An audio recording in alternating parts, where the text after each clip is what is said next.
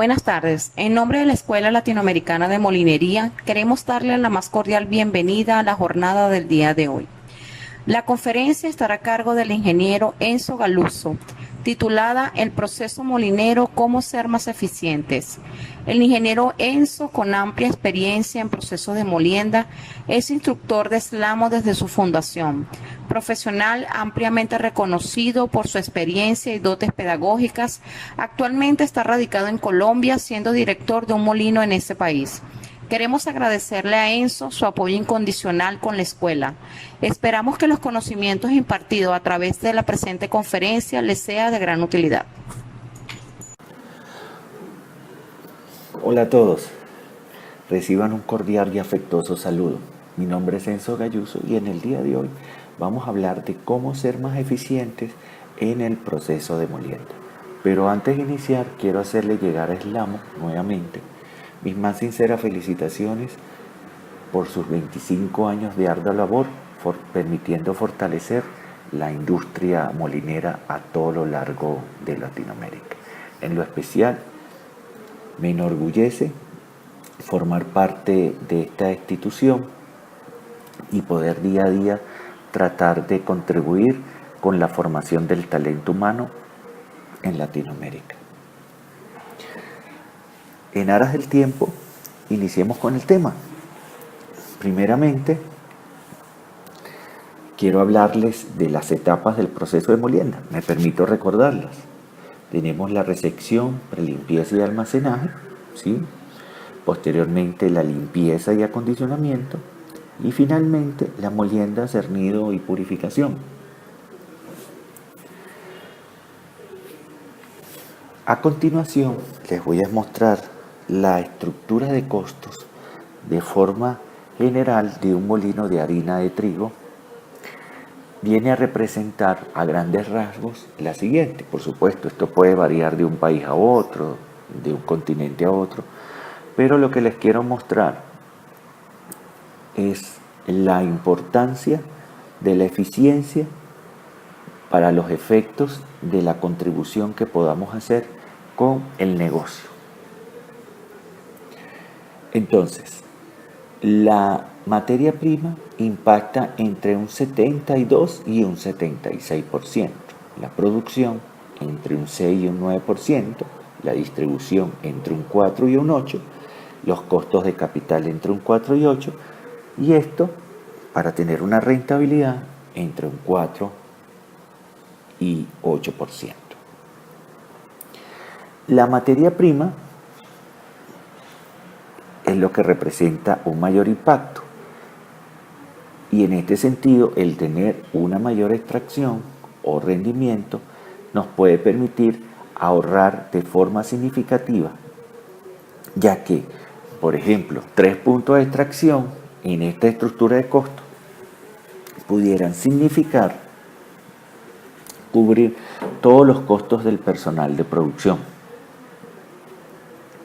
También es bueno destacar que la energía, que representa cerca del 40% de los costos de producción, un ahorro en este sentido puede también impactar significativamente en la estructura de costos y, por supuesto, en la rentabilidad del negocio. Cuando hablamos de energía, no solamente debemos tomar en cuenta el aporte que podemos tener en materia de costos, sino necesariamente el impacto que pudiéramos generar en el medio ambiente. Es decir, ahorrar energía tiene un impacto favorable en el medio ambiente, por lo cual siempre, indistintamente, el costo sea bajo de la energía, debemos procurarlo para lograr contribuir con el medio ambiente y, por supuesto, impactar en menor medida con el calentamiento global. En la siguiente lámina, en la lámina que vemos a continuación, les muestro los costos de energía eléctrica en Latinoamérica, que, como pueden apreciar, está encabezada por Uruguay. Posteriormente le sigue Chile, Brasil, Argentina, Paraguay. Y esto lo que evidencia es que la energía en Latinoamérica es bastante costosa. Por ende, cualquier iniciativa que genere ahorros en este particular tiene un impacto importante. Los indicadores señalados como los más relevantes o los de mayor importancia en la operación de un molino son rendimiento o extracción, también denominado yield. Este sin duda es el indicador más importante. Posteriormente tenemos el consumo energético, que lo pudiéramos expresar en kilovatios hora, toneladas de harina.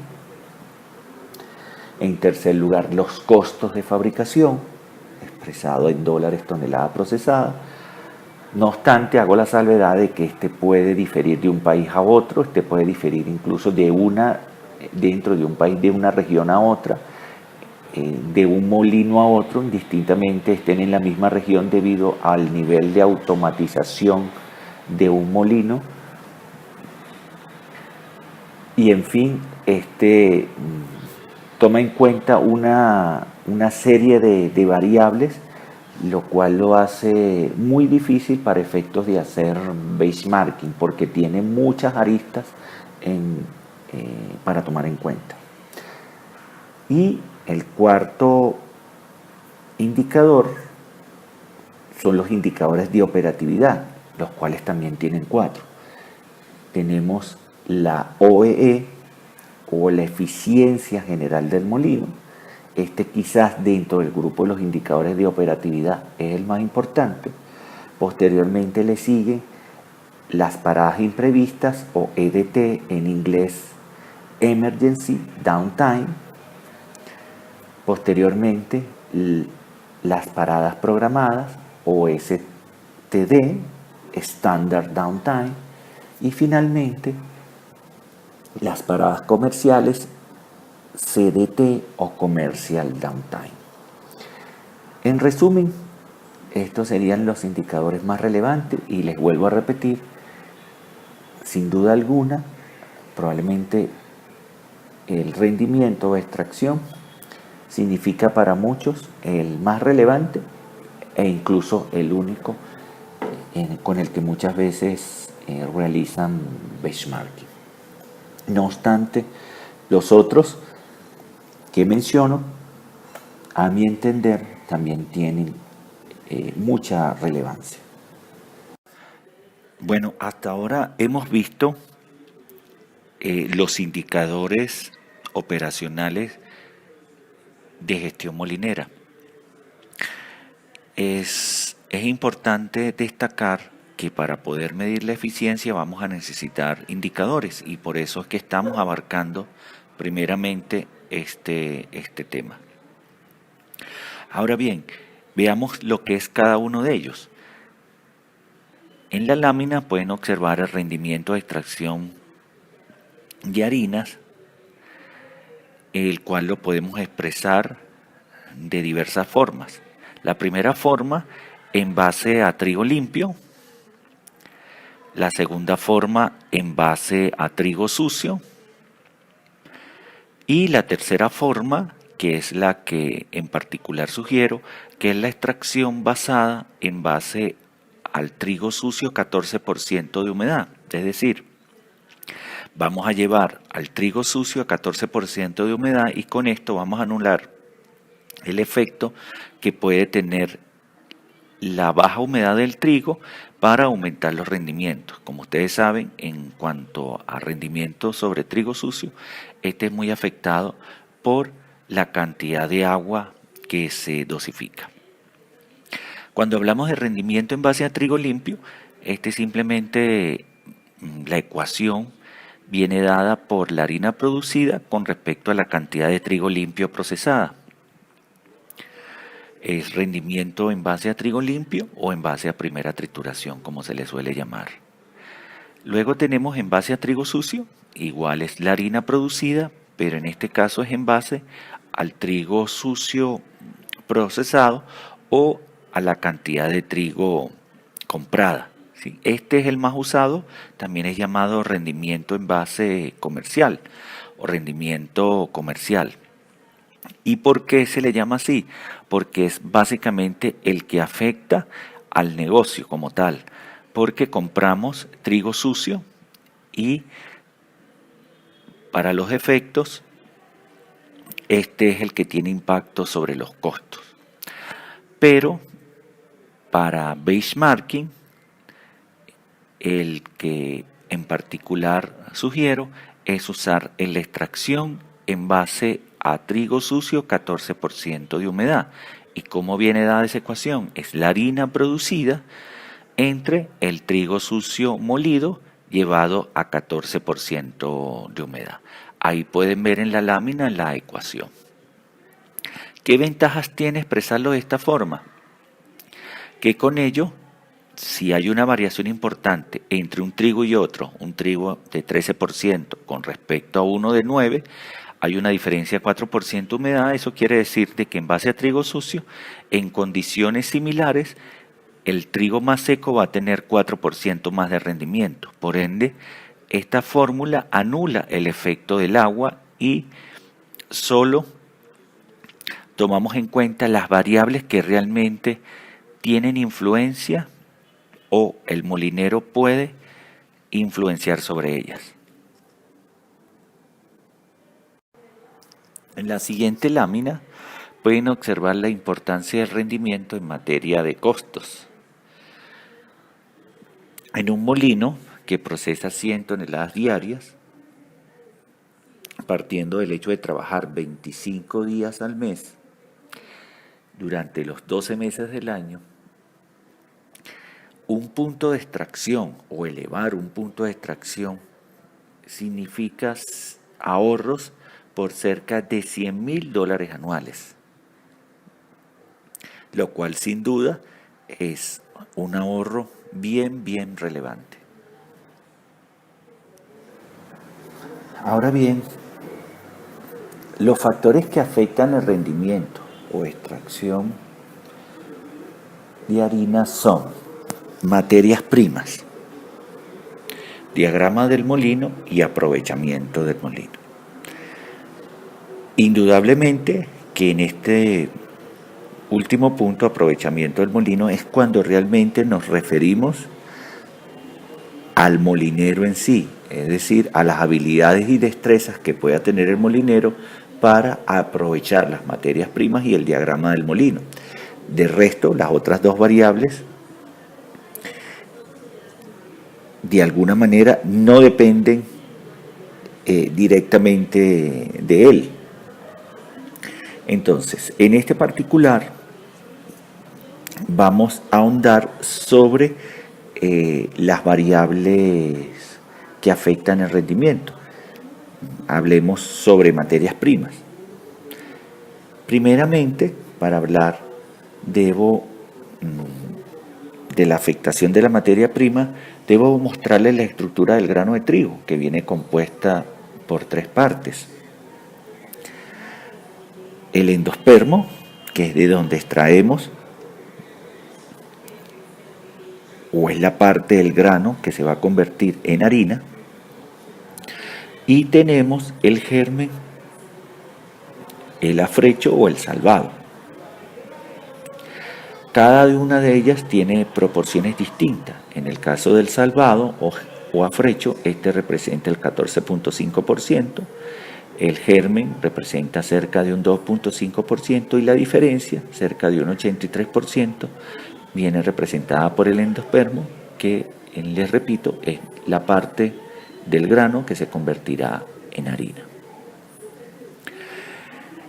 En esta lámina, la siguiente, podemos apreciar cuál es el comportamiento de algunas variables durante el proceso de molienda.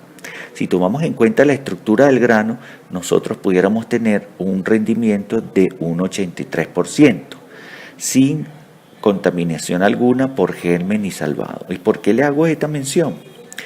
Porque realmente subir el rendimiento sin tomar en cuenta la contaminación del germen y del salvado puede ser muy sencillo, pero La idea es lograr subir el rendimiento o lograr el mayor rendimiento posible sin que exista la contaminación o que la contaminación del germen del salvado sea la menor posible. Y esta lámina que les muestro a continuación, que es un corte transversal del grano, tomando en cuenta algunas variables de comportamiento durante la molienda, como la son la curva de cenizas, la curva de proteína, la curva de gluten húmedo y la curva de volumen del pan con respecto a la extracción. Esta lámina es realmente compleja muchas veces de entender, entonces voy a tratar de ser lo más específico posible. Como pueden observar, en el nivel inferior vemos la extracción o la rata de extracción del molino. Ahí pueden observar desde 0 hasta llegar al 100% de la extracción.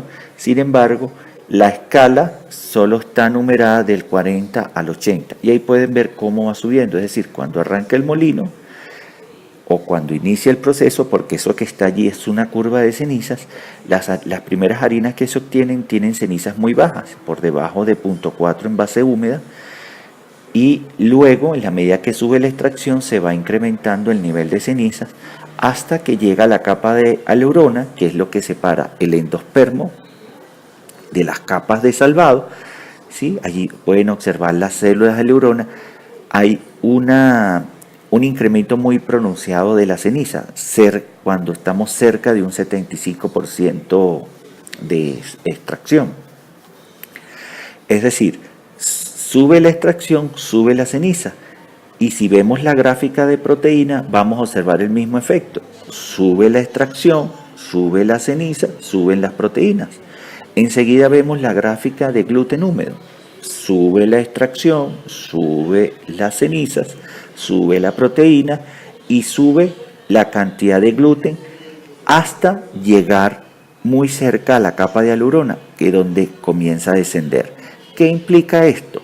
Esto lo que implica es que la aleurona, que no forma parte del endospermo, sino del salvado, la aleurona no es capaz de producir gluten, no es capaz, la proteína que forma el gluten es la que está presente en el endospermo. Por lo tanto, las células aleuronas, a pesar de tener alto contenido de proteína, no pueden formar gluten. Es por eso que el control de la extracción es muy importante, porque lo que buscamos es elevar la tasa de extracción sin incorporar el salvado o el germen.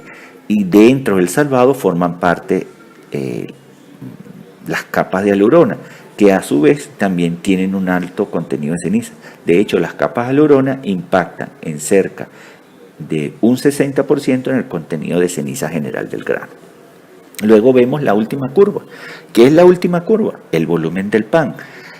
Sube el contenido de gluten y sube el volumen del pan. Y el volumen del pan cae cuando se incorporan las corrientes que contienen aleurona o que tienen alto contenido de ceniza. Entonces, en resumen, el mayor rendimiento va a impactar en un mayor contenido de cenizas.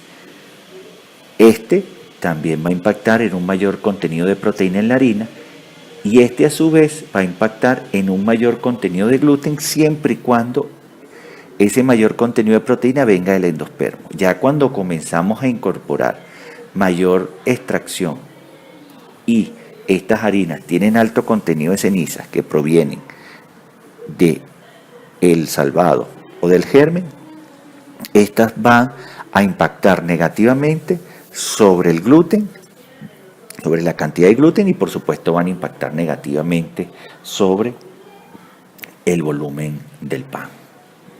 Necesariamente me tenía que tomar unos minutos para explicar muy bien esta lámina, ya que el el lograr el incremento del rendimiento debe estar atado a mantener la calidad de los productos resultantes. Y para mantener la calidad de los productos resultantes, necesariamente hay que tratar de no elevar el contenido de ceniza porque estamos incorporando otros elementos que deterioran la calidad panificable de la harina.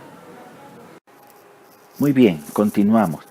Antes de continuar ahondando en el tema de la afectación de la materia prima sobre el rendimiento, debemos tratar los otros tres indicadores o detallar un poco más sobre ellos.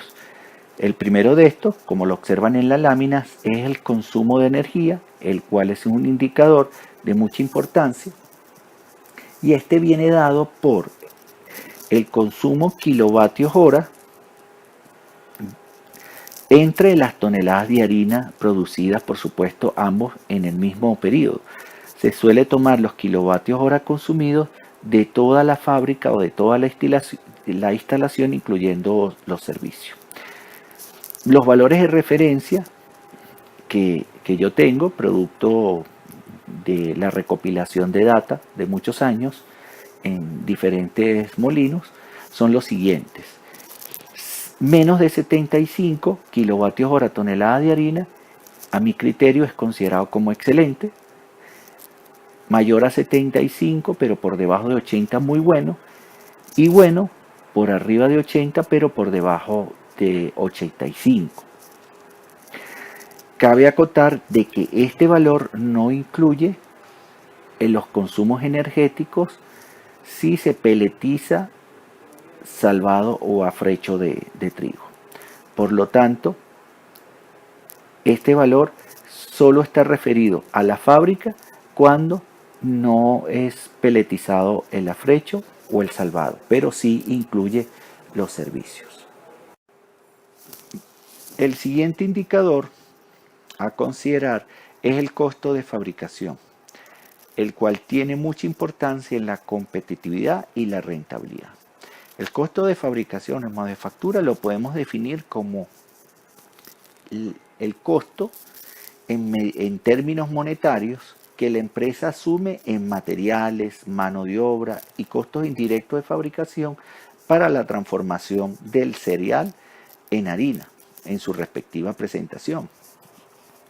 Es bueno acotar que estos costos pueden variar de forma relevante de un lugar a otro, influenciados por el costo de la mano de obra, el costo de la energía, así como la dependencia de ella en concordancia al nivel tecnológico. Mientras mayor es el nivel tecnológico, los costos de manufactura suelen descender de forma importante en este proceso. Muy bien, hasta ahora hemos ahondado sobre tres indicadores: el indicador de rendimiento o extracción, el de consumo energético y el de costo de fabricación, restándonos solo por tratar el de operatividad, el cual viene dado por cuatro subindicadores, a mi entender. El OEE o eficiencia general del molino, el cual abarca la disponibilidad, el rendimiento y la calidad de los productos fabricados durante ese periodo. Es decir, este toma en cuenta si el producto está o no fuera de estándar. Por lo tanto, si el producto está fuera de estándar, este va a afectar el rendimiento o la eficiencia registrada en el OEE. Entonces, un indicador extremadamente importante para efectos de eficiencia, y yo lo considero el indicador más importante en términos de operatividad. Incluso muchas veces solo se registra este indicador cuando hablamos de operatividad. No obstante, yo les debo mencionar tres indicadores que considero dentro de los indicadores de operatividad muy importantes, que son la EDT, que serían las paradas imprevistas, o emergency downtime en inglés. Está las paradas programadas o scheduled downtime, que sería la SDT, y finalmente la CDT, que son las commercial downtime o paradas comerciales o externas. Estas son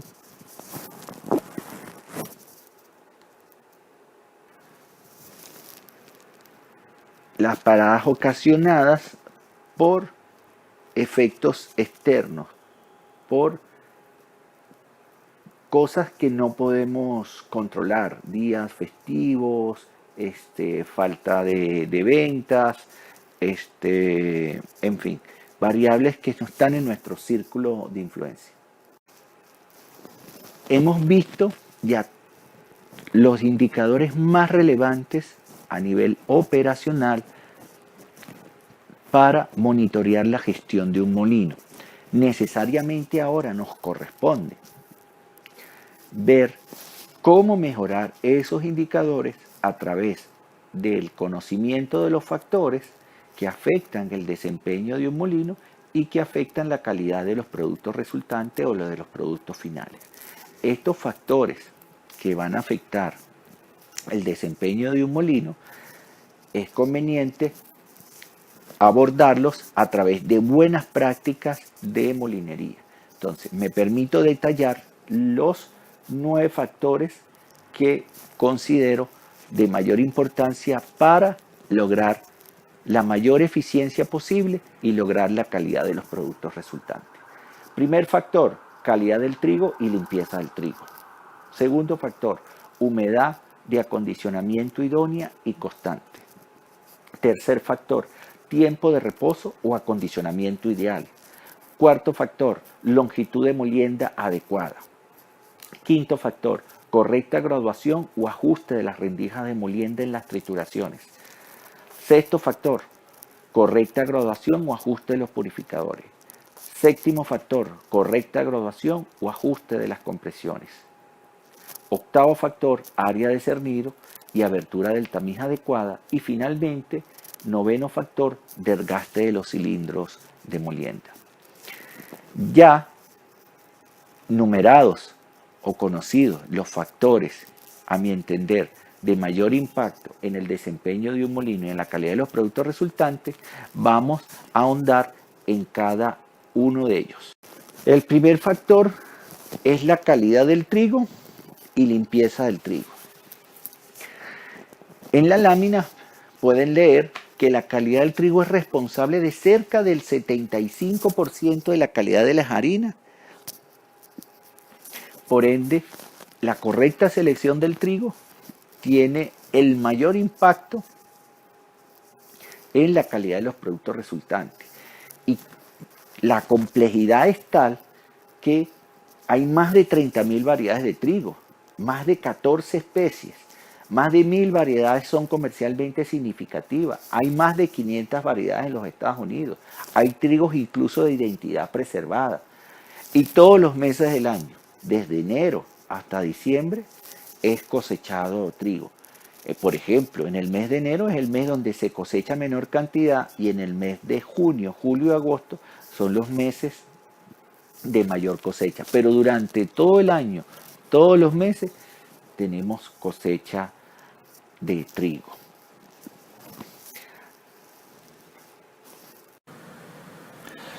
El trigo presenta una serie de características que afectan el desempeño. Estas son peso hectolítrico, distribución del tamaño del trigo, humedad, dureza es otra, peso de 1000 granos o test kernel weight y número de caída o Foley number. Todas estas, por supuesto, tienen una afectación sobre el desempeño y sobre la calidad de los productos resultantes. Y acá repetimos la importancia de la materia prima sobre el desempeño y sobre la calidad de los productos resultantes. Ahora bien, en la siguiente lámina podemos ver qué factores hacen que la calidad del trigo no sea constante. Es decir, que pueda variar de un lote a otro, de una cosecha a otra, que haya incluso dentro de un lote sublotes. Entonces, ¿cuáles son esos factores? La genética, el clima, enfermedades, insectos, ¿sí?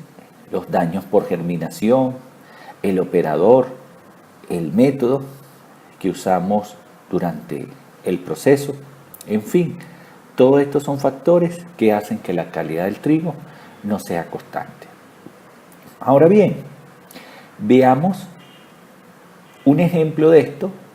Tenemos dos muestras, la muestra 1, la muestra 2, y como pueden ver, la muestra 1 presenta una distribución de tamaños de grano diferente a la muestra 2. En la muestra 1 podemos apreciar que el 61.2% de los granos tienen un tamaño mayor a 2.920 micrones. En la misma muestra 1 apreciamos que el 31.8% muestra un tamaño superior a 2.540 micrones, pero inferior a 2.920 micrones. Y los granos pequeños en esta misma muestra tienen 6.8%, que representan aquellos granos que son de mayor tamaño a 2.240 micrones, pero mayores a 2.540 micrones. La muestra 2 nos permite ver que el tamaño de los granos que son mayores a 2.920 micrones representan el 56.2%, es decir, la muestra 2 tiene una variación en los tamaños del grano en la malla de abertura 7W o W de cercano a un 5% o de un 5%. Luego, la muestra 2, en los granos que son considerados de tamaño medio, se muestra con 30.1% y en los granos pequeños con 12.5%, para que finalmente los granos que atraviesan la malla de 2.240 micrones represente el 1.2%. En resumen, la muestra 1 se presenta con granos de mayor tamaño y la muestra 2 con granos de inferior tamaño con respecto a la muestra 1. Avanzamos y en la siguiente lámina podemos ver cómo la muestra 1 en granos grandes, medianos y pequeños, estos presentaron variación en cuanto a peso hectolítrico, peso de 1000 gramos o test kernel weight, cenizas, proteína, extracción, cenizas en la harina y proteína de la harina. Allí, como pueden ver, en la medida de que el grano es más grande, presenta mayor peso hectolítrico, presenta un mayor peso en 1000 gramos, tiene un menor contenido de cenizas en el trigo, la proteína del trigo es inferior, la extracción de harina es mayor, las cenizas en la harina es inferior y la proteína de la harina es inferior. Esto es producto del menor contenido de cenizas. Es decir, la menor proteína en la harina es producto del menor contenido de cenizas en la harina. En resumen, esta lámina lo que nos muestra cómo se distribuyen los granos o cuáles son las características de los granos acorde a su tamaño y evidencia que los granos grandes se muestran con mejores resultados, con mejor potencial a obtener mayor desempeño o obtener mejor rendimiento con mejor calidad de harina. Y vamos a la muestra 2. La muestra 2 se repite de alguna manera la misma tendencia. Voy a obviar mencionar cada valor porque lo pueden ver ustedes en la lámina. No obstante, sí repetirles e iterarles que se evidencia que en la medida que el grano es de mayor tamaño, se acentúa una mejor calidad en los productos resultantes y un mejor desempeño. Y en resumen, la siguiente lámina nos muestra las dos curvas de ceniza, de la muestra 1 y de la muestra 2, con los diferentes tipos de granos. Entonces, en la muestra 1 podemos ver las tres curvas de ceniza, la de los granos pequeños, la de los granos medianos y la de los granos grandes. En este particular, la curva inferior en la muestra 1 de los granos grandes nos muestra un mejor resultado. ¿Qué es un mejor resultado? Menor contenido de ceniza a mayor extracción. Igual se repite con la muestra 2. Ahora, si comparamos la muestra 1 con la muestra 2, evidenciamos que la muestra 1 presenta incluso mejores características que la muestra 2, por lo tanto, el resultado en la curva se aprecia que la curva de ceniza de la muestra 1 te permite obtener un mayor rendimiento con un menor contenido de cenizas. Por lo tanto, indudablemente la afectación de la calidad del grano sobre los rendimientos y sobre la calidad de los productos resultantes. Vimos cómo afectaba la calidad del trigo los resultados en materia de rendimiento y en materia de calidad de los productos resultantes. Ahora bien, veamos cómo afecta la limpieza de trigo el desempeño. En este particular, la limpieza de trigo, es importante mencionar, resulta fundamental para lograr la calidad requerida en los productos terminados y así, por supuesto, una buena eficiencia.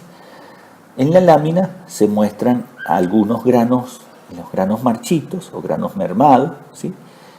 Granos que no tuvieron un buen llenado, y en un estudio realizado logramos evidenciar que el no retirar cerca del 1% de estos granos en la limpieza logra impactar entre un 2 y un 4% el rendimiento.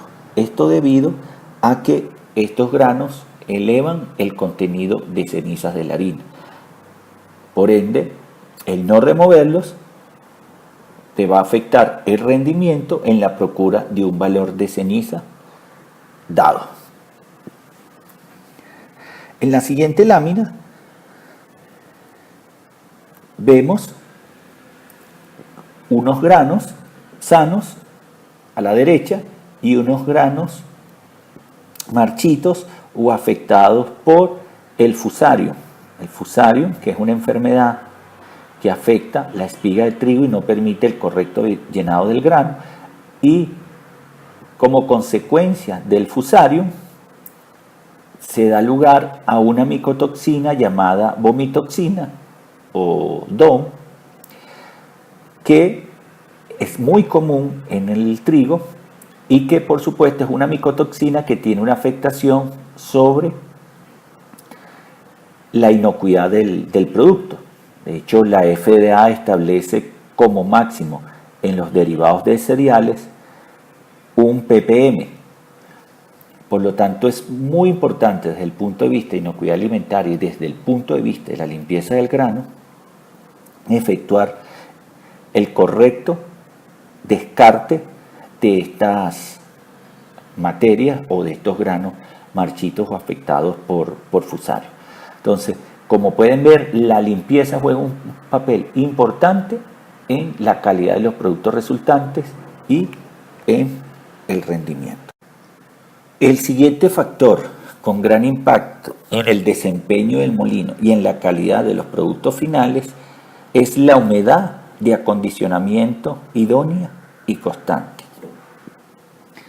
En este particular, en la lámina, les podemos mostrar cuáles son los objetivos del acondicionamiento del trigo. Ablandar el endospermo, volver más resistente la cáscara o salvado, el correcto ajuste del porcentaje de humedad en la harina. Entonces me permito ahondar en cada punto. En el caso de ablandar el endospermo, logramos una mejor extracción de harina cuando el grano está correctamente acondicionado. El consumo energético es menor, así como el ruido que efectúan los bancos durante el proceso de molturación o molienda, y adicionalmente a eso el contenido de ceniza de la harina se reduce. En cuanto a volver más resistente la cáscara o salvado, tenemos que con un mejor acondicionamiento, podemos lograr que la cáscara se quiebre menos, ¿sí?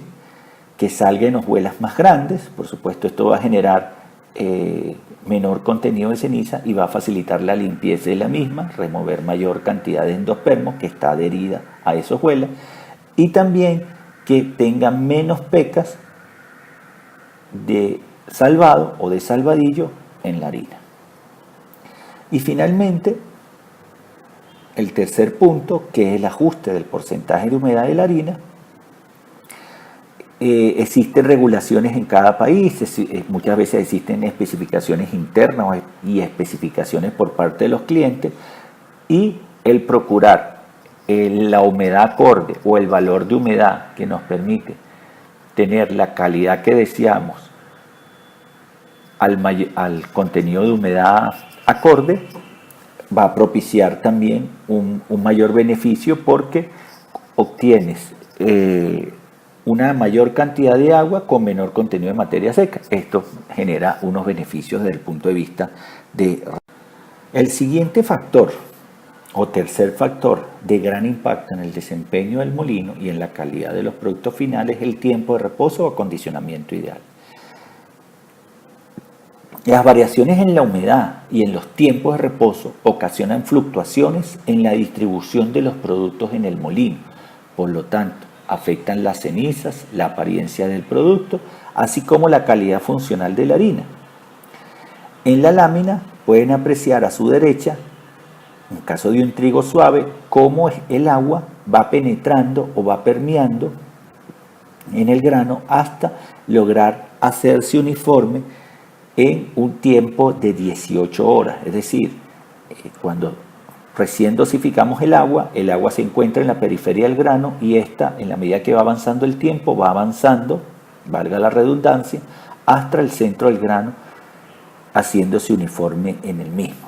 Y en el caso del trigo duro, evidenciamos cómo ese tiempo tiene que ser mayor. Entonces acá evidenciamos el impacto de la dureza del grano en el tiempo de reposo, y evidenciamos cómo el agua va permeando en la medida que avanza el tiempo. Entonces, en este particular, el momento ideal para procesar el trigo panadero, el trigo soft, y obtener harinas de buena calidad y productos estables y constantes en el tiempo, es esperar o otorgar el tiempo de acondicionamiento adecuado para que el agua se haga uniforme en el grano.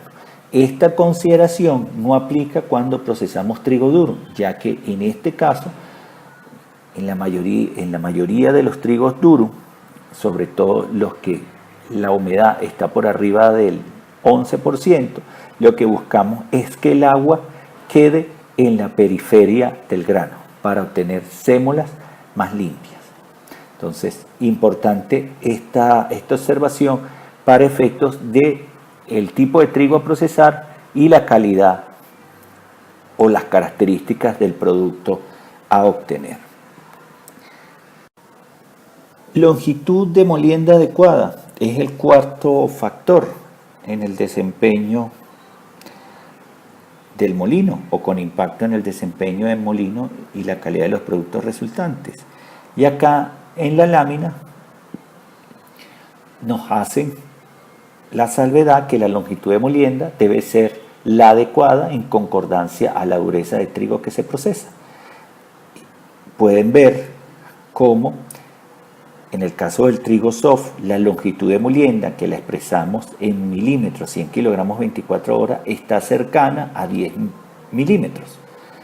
Y en el caso del trigo duro, la longitud de molienda está cercana a los 15 milímetros, 100 kilogramos 24 horas. Por supuesto, el trigo panadero, en cuanto a la contextura del grano, se ubica en el centro y esto implicaría un valor cercano a 12 milímetros, 100 kilogramos 24 horas.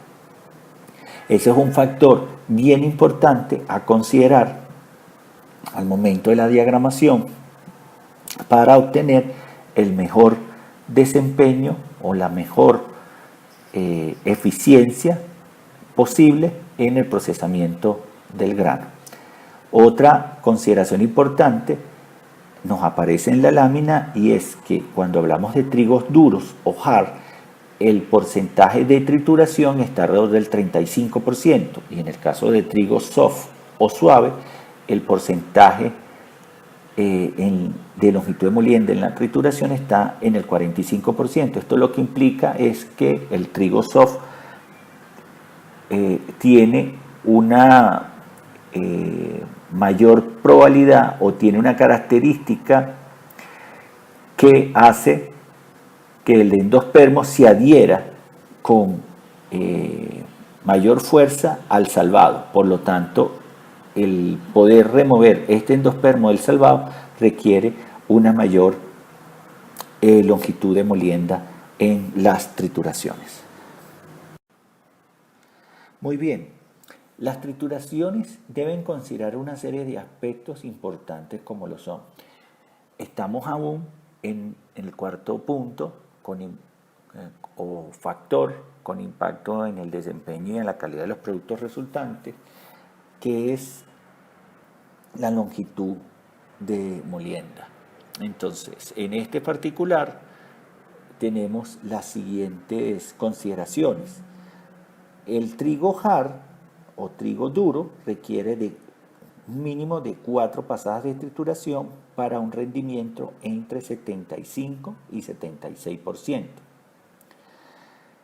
En su lugar, el trigo soft requiere de 4,5 pasadas o 5 pasadas para un rendimiento entre 75 y 80%. Por otra parte, el trigo hard para un rendimiento entre 78 y 80% requiere de 5 pasadas y una molienda de salvado o de afrecho. Las últimas 2 trituraciones se dividen en grueso y en fino para facilitar la limpieza del salvado. Y de acuerdo al rendimiento y a la calidad del trigo, se hace pasar entre 1 y 3 veces por una cepilladora o brand duster después de la tercera trituración. En el caso del trigo duro no se utiliza salvo contadas excepciones. Estas consideraciones que acabamos de ver son de mucha relevancia para efecto de lograr obtener el mayor rendimiento posible o obtener productos de la mejor calidad a la par de la mejor eficiencia posible o el mejor rendimiento posible. Hemos visto hasta ahora 4 factores con impacto en el desempeño del molino y en la calidad de los productos finales. Esto para lograr la mayor eficiencia posible. ¿Cuáles son esos factores? Calidad del trigo y limpieza del trigo es el primer factor. Humedad de acondicionamiento idónea y constante es el segundo factor. El tercer factor, tiempo de reposo o acondicionamiento ideal. Y el cuarto factor que hemos visto es la longitud de molienda adecuada. Nos toca en turno ver la correcta graduación o ajuste de las rendijas de molienda. En las trituraciones sería el quinto factor. Y en la lámina pueden apreciar cómo la correcta graduación o ajuste de las rendijas de molienda en las trituraciones propicia la eficiencia a la par de la calidad.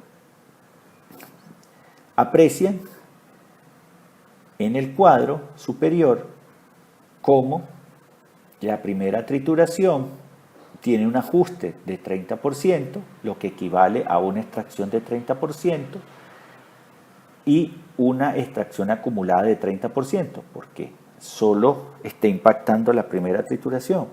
Luego, con la segunda trituración, el ajuste de la misma es de un 45%, lo cual genera una extracción sobre el 100% de lo que entra a la primera trituración de un 31.5% y se logra un acumulado de 61.5%.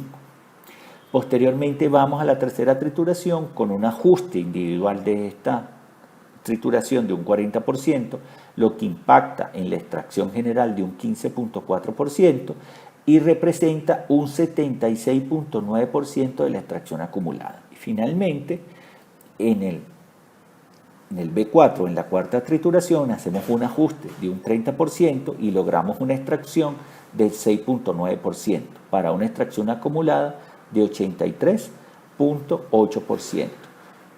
Esta evaluación fue realizada en el molino experimental de Eslamo y los resultados son los que se muestran a continuación, como la extracción en la primera trituración o B1 en la harina fue de 77.7 con una humedad del 14.1% y una ceniza en base seca de 0.57.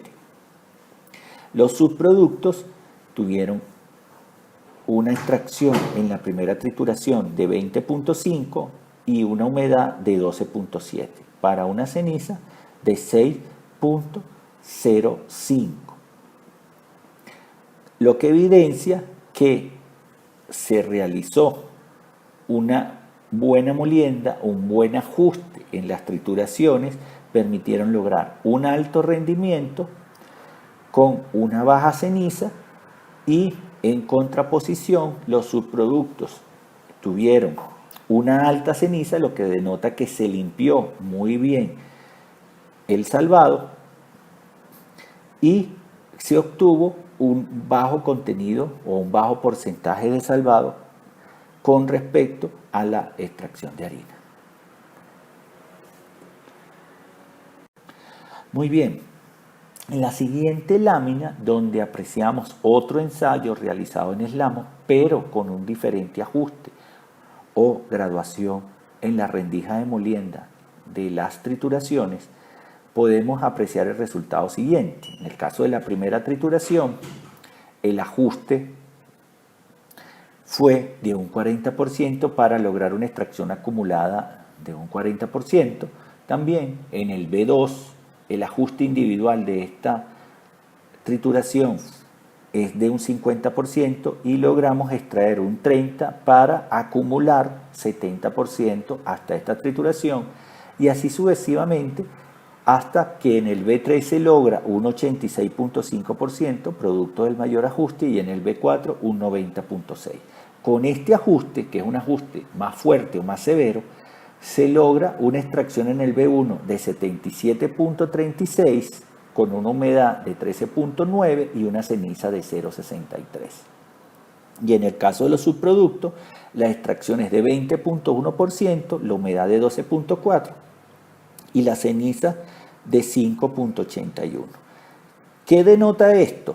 Que al comparar el ajuste 1 con el ajuste 2, estamos logrando una menor extracción que pasa de 77.7 a 77.36, una mayor ceniza en el ajuste 2 de 0.63 y para el ajuste 1 de 0.57, que se evidencia en el hecho de que el salvado en el ajuste 1, el valor es de 6.05 y en el ajuste 2 es de 5.81. Implicaciones de esto: mayor contenido de ceniza en el salvado implica que la harina tiene un menor contenido de cenizas o se logró una mayor extracción. Entonces, itero, en el estudio o en los ensayos que realizamos se evidencia de que un ajuste excesivo en las trituraciones, en lugar de generar una mayor extracción, genera una menor extracción porque ocurre una mayor contaminación del salvado o del afrecho y el germen hacia el endospermo. También hay una merma en la humedad, producto de que hay una mayor pérdida por disipación de calor por mayor calentamiento de los cilindros al realizar un mayor ajuste. Bien interesante este estudio que se realizó en SLAM. El siguiente factor es la correcta graduación o ajuste de los purificadores. En la correcta graduación o ajuste de los purificadores, el purificador tiene una importancia muy grande en la obtención de harinas con bajo contenido de ceniza. Esto, por supuesto, siempre y cuando se trate de trigos semiduros, duros o extremadamente duros, como en el caso del durum o candial. No hemos visto, no se ha evidenciado que el impacto del purificador en trigo suave sea el que deseamos en la reducción de cenizas, tal cual como ocurre con otros trigos. Por eso en los diagramas de trigo suave se suele suprimir el uso del purificador. Cuando hablamos de trigos suaves nos referimos a trigo soft, por ejemplo el Soft Red Winter, el Canadian Easter Soft Red Winter, el Soft White Wheat, ¿sí? Porque en Europa se le suele llamar trigos suaves a los trigos panaderos, pero no es nuestro caso acá en el continente americano. Los principios claves bajo los cuales funciona el purificador son la resistencia al aire o resistencia aerodinámica y el tamaño de las partículas. Es decir, en el caso del endospermo y el salvado, la resistencia aerodinámica es fundamental para poder separar el endospermo de las hojuelas del salvado. Por la misma forma que tiene el salvado, esto se propicia. Ahora bien, el tamaño de las partículas con menor tamaño y menor densidad tienden a fluir o a descender más rápido, lo cual permite que las partículas más puras o con mayor contenido de endospermo sean separadas con mayor facilidad. Esos son los dos principios clave bajo los cuales funciona el purificador, y en la siguiente lámina podemos ver los elementos y partes del purificador, donde nos muestra la entrada del producto y las salidas de los productos. Podemos ver allí todos los componentes, ¿sí? En general la entrada, salida del producto, la salida de las colas, donde se ubica la aspiración, donde está el grupo de alimentación, los tamices, los motovibradores y así sucesivamente. Esa imagen que pueden apreciar es cortesía de Bühler. En la siguiente lámina me permito detallar cómo debe ser realizado el ajuste de los purificadores o sazores. Primeramente, ¿sí? Voy un poco rápido en aras del tiempo. Primeramente, antes de ajustar, se debe verificar lo siguiente: que la alimentación de entrada es pareja a través del tamiz y que la apertura de la alimentación está trabajando correctamente, que todos los cepillos estén funcionando correctamente y que no haya una acumulación de material fibroso en las uniones de los tamices. Y por último, que los conductos de aire estén libres. Todo esto se hace antes de realizar el ajuste en los purificadores. La siguiente lámina sí nos muestra cómo, después de verificar las condiciones anteriores, procedemos a realizar el ajuste. Se debe ajustar la válvula maestra de aire con la finalidad de distribuir el producto equitativamente a todo lo largo del purificador, es decir, que el último tamiz en el piso superior tenga la presencia de producto, y posteriormente afinamos el purificador ajustando las válvulas individuales de aire que controlan la distribución del mismo dentro del purificador. Y finalmente, y solo finalmente, es que ajustamos la división de los materiales que atraviesa. Es decir, al final es que las clapetas o las válvulas que controlan qué producto va a determinada sección debe ser lo último que se realiza. Que en condiciones normales, cuando no seguimos esta buena práctica a cabalidad, es lo primero que hacemos.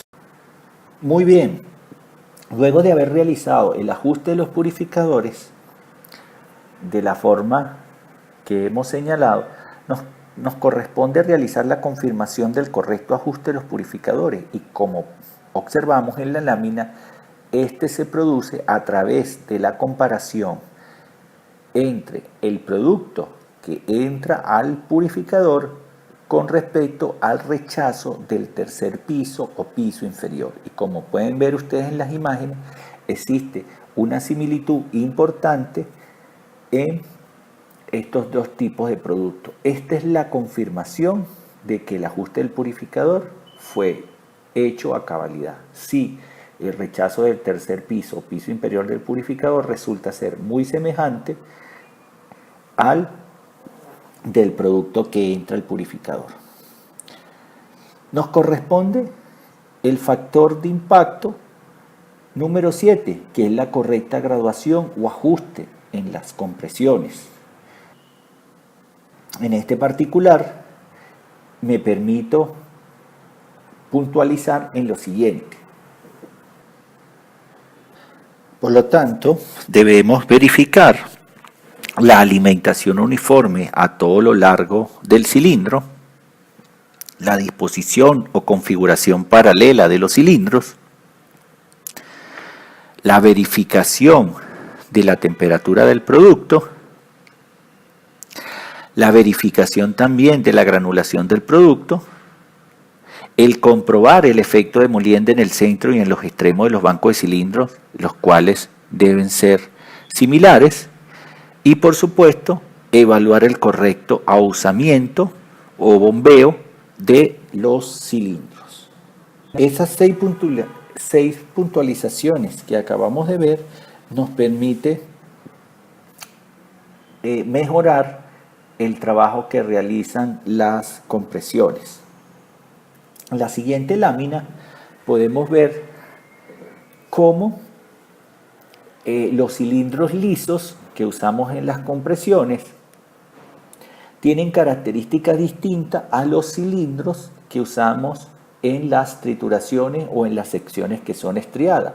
Allá pueden apreciar en una lámina cortesía de Balaguer cómo la dureza de los cilindros expresada en granos Brindet muestra una diferencia incluso muy marcada de más de 100 grados Brindet, lo cual permite que los cilindros lisos puedan recibir una mayor rugosidad o una mejor rugosidad o mateo al aplicarles el producto para darle este acabado.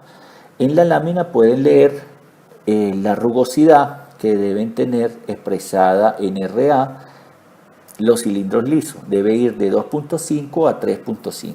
En el caso de los cilindros rectificados o los cilindros para estriar, esta rugosidad es de 0.5 a 0.8 RA. Reitero la importancia de la dureza de los cilindros lisos, que debe ser inferior a la de los cilindros estriados para poder otorgar la rugosidad adecuada, y esto tiene un efecto importante de molienda.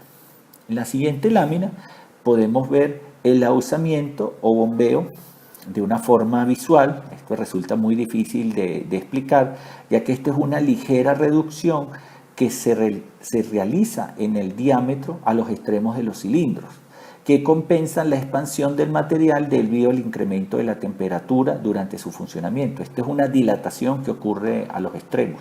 Entonces, lo que se hace es reducir ligeramente el diámetro a los extremos. Esto solo estamos hablando, esto es imperceptible a la vista, pero solo estamos hablando entre unos 20 y 80 micrones de acuerdo a la sección donde se van a emplear los cilindros.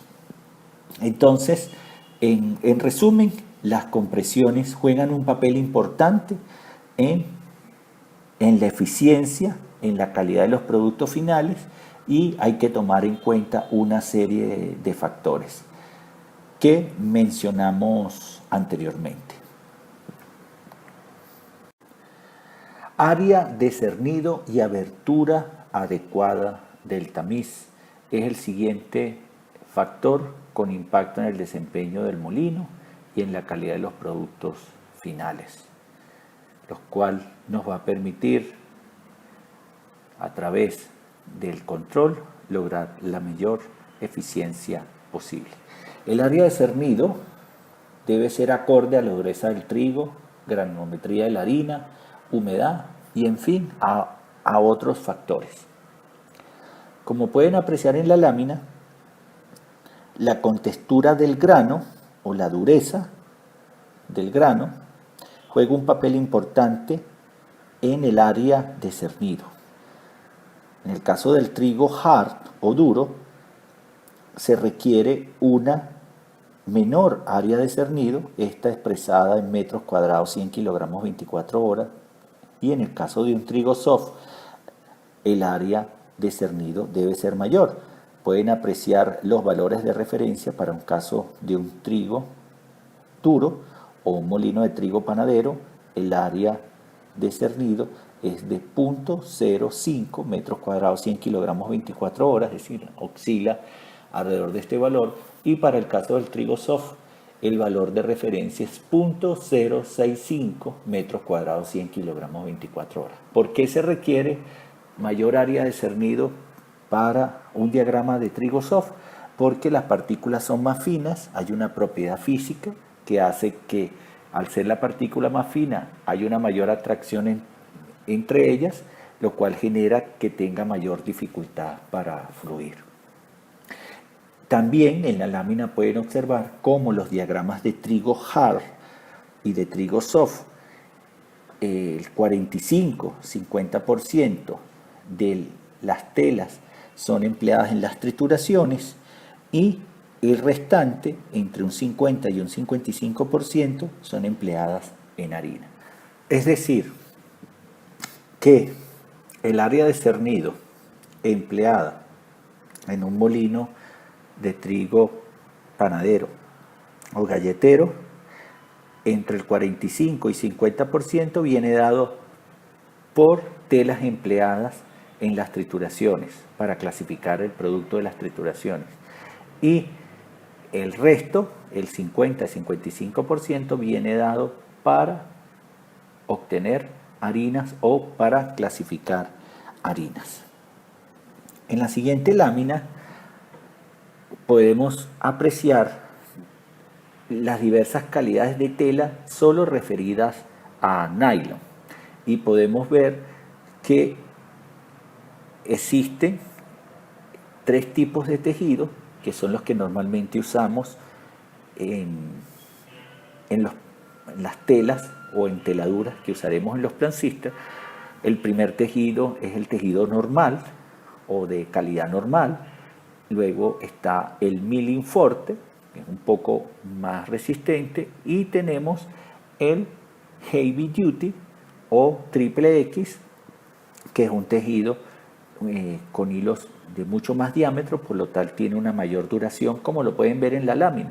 La lámina nos muestra cuál es el tejido que tiene mayor duración, indicándonos la flecha en sentido de izquierda a derecha, y la mayor eficiencia, indicándonos la flecha desde abajo hacia arriba. Entonces, por lo tanto, la mayor eficiencia viene dada por el tejido doble X de calidad normal.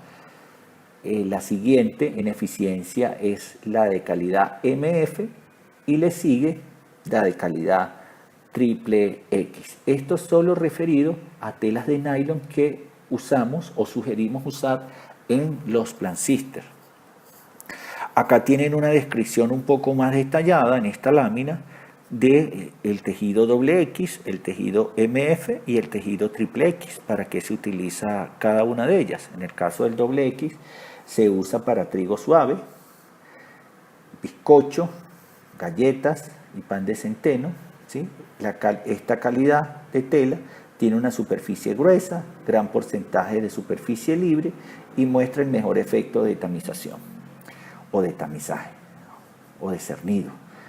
Luego tenemos el tejido milling forte, se utiliza para trigos medio duros, es una nueva generación de telas para los marcos metálicos. Estos tejidos están ajustados para una mejor duración en la combinación con alto efecto de tamizaje. Y el tejido triple X se utiliza para trigos duros o trigo durum. están ajustadas para larga duración y buena resistencia a la abrasión. Es decir, que cuando buscamos durabilidad, nos vamos por el tejido triple X, y cuando buscamos mayor eficiencia en el cernido, nos vamos por el tejido doble X. Esto va a depender en gran medida de la sección donde vayamos a realizar el respectivo.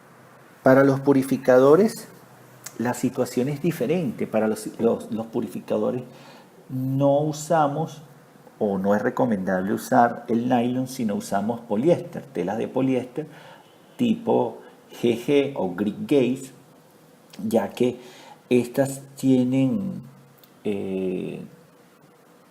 debido a la humedad del poliéster, esta absorbe menos cantidad de agua, lo que hace que el tejido no se dilate y la tensión en las telas del purificador o la enteladura del purificador se pueda mantener. De hecho, vemos en la lámina cómo nos reseña que no le afecta casi ningún cambio en la humedad y la temperatura, ¿sí?, a este tejido. Por lo tanto, este es el recomendado para la purificación. Y en el caso de los vibro o turbocernidores o cernidores centrífugos, sí, acá lo que buscamos es que haya un tejido que sea muy resistente a la abrasión. Entonces, en este particular, el tejido sugerido es el triple X o el de calidad bajo las normas ACTM.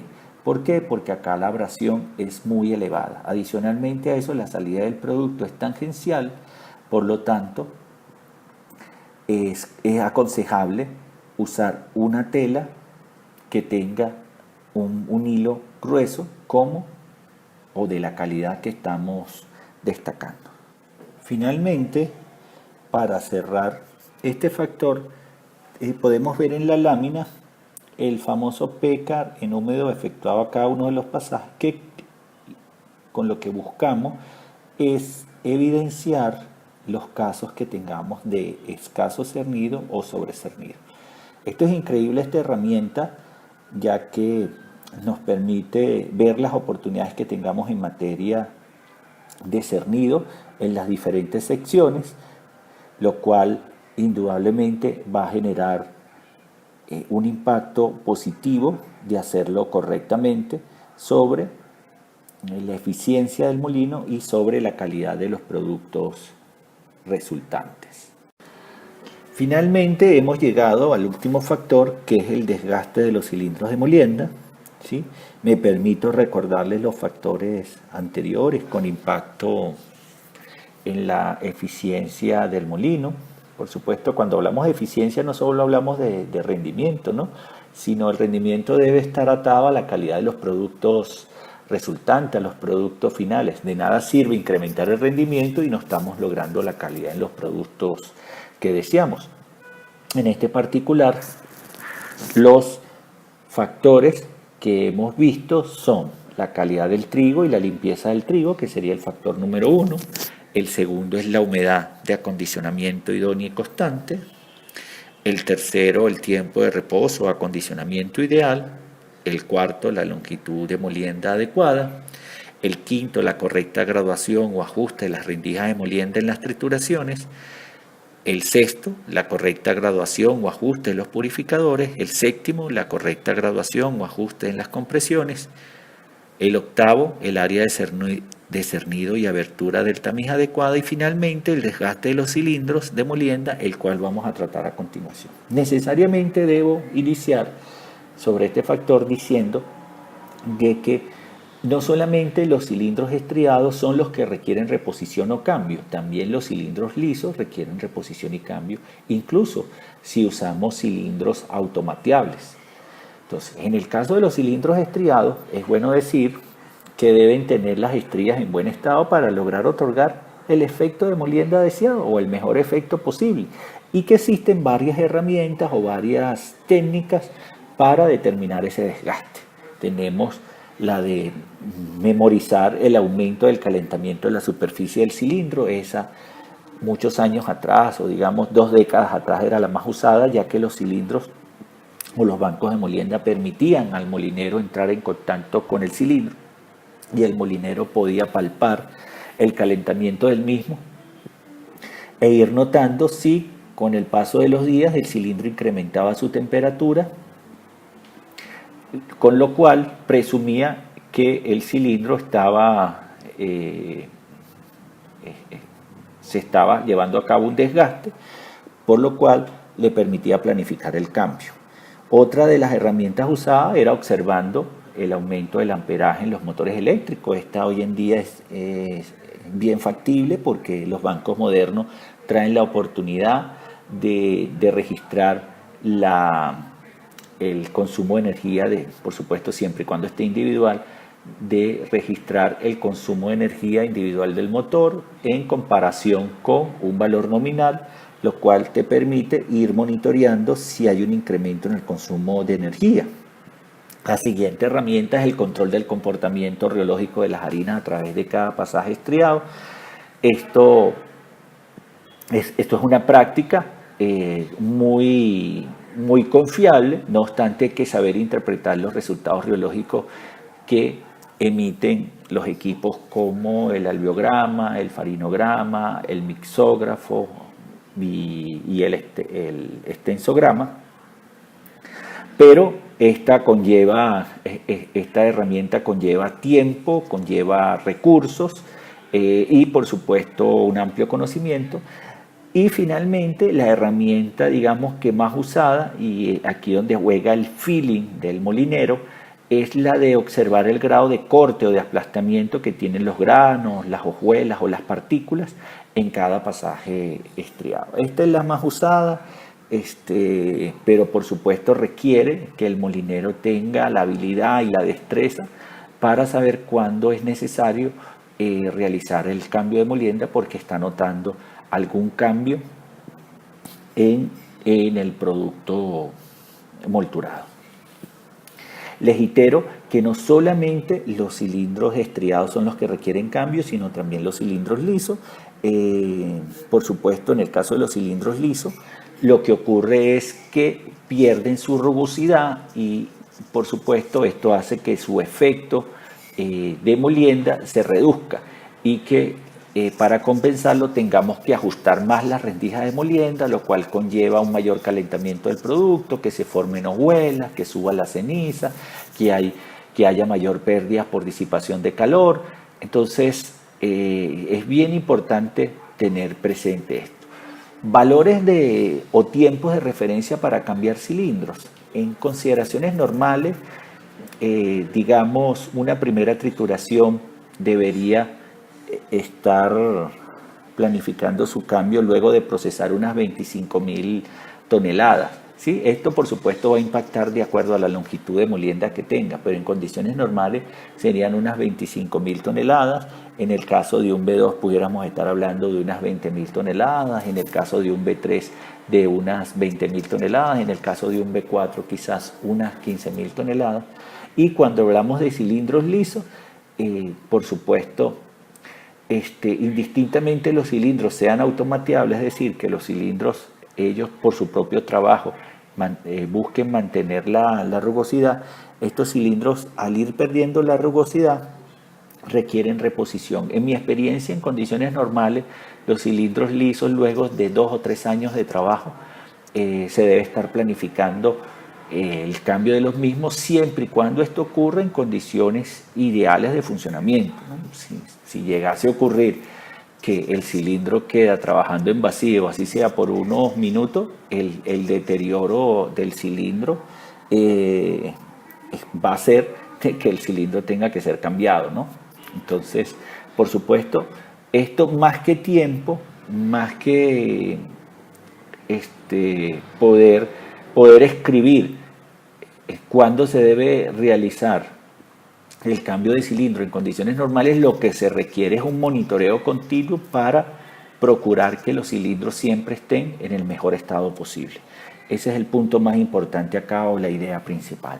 Ahora bien, visto todos estos factores que van a agregar valor en mejorar la eficiencia del molino, debo también decir de que el tiempo ha atentado contra de nosotros porque estos son temas bien amplios, ¿no? Por ejemplo, hemos tenido oportunidad de ampliar estos temas en diversos cursos que hemos dado con SLAMO, incluso presentaciones con la IOAM, que es la Organización Internacional de Profesionales Molineros a nivel mundial.